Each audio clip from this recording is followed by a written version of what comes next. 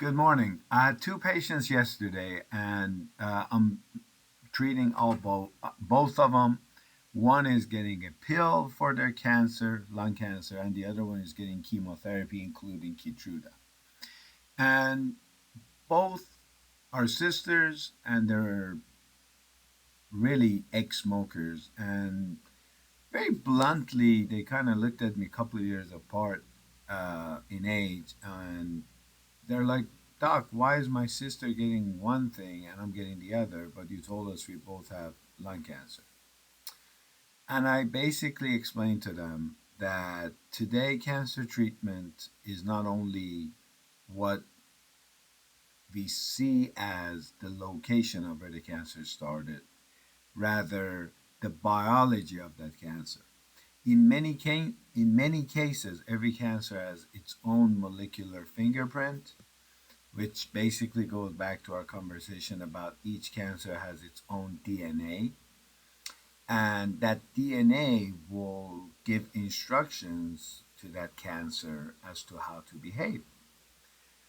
So the changes allow the cancer to stop dying or avoid dying and spread to other parts.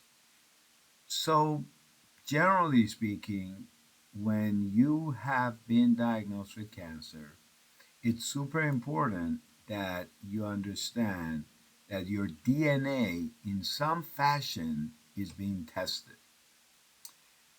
There are many different ways of doing that. There are many mutations for which I actually have pills for. One would be ALK mutation, KRAS mutation, EGFR mutation. There's many of them. So what I really want you to ask me or your oncologist is, Doctor, have you done a molecular profiling? If they don't call it that, you can ask genomic testing. If they don't call it that, you can ask tumor sequencing.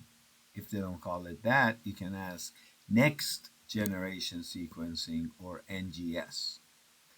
So, what is super important is to understand what is it that's making this cancer grow. So, in case of a cancer that's growing with a mutation called BRAF, I will give you a BRAF blocker. A cancer that's growing because there's an alteration in BRCA mutation, I will give you a medicine that's going to influence that mutation called a PARP inhibitor. In some instances, we have patients who come in and we do a next generation sequencing on them.